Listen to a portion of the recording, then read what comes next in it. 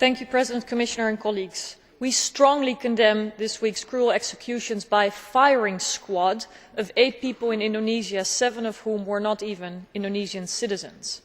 And not only has the European Union, along with Australia, strongly appealed to the authorities not to go ahead with the executions, the EU also offered assistance to the Indonesian authorities in tackling drug trafficking.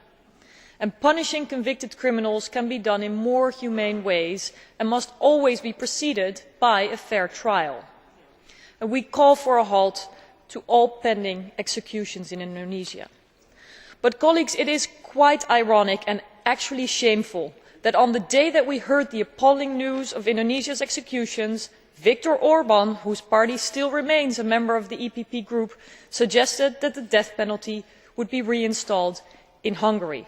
Such proposals are entirely inappropriate, and as Mr Orban knows very well, the death penalty is banned in Europe, and I think we should be proud of that, as well as of our international efforts to end the death penalty, to limit its application and to seek countries putting a moratorium on this cruel and inhumane punishment. We have set the bar as Europe and intend to keep it rising as liberal democracies.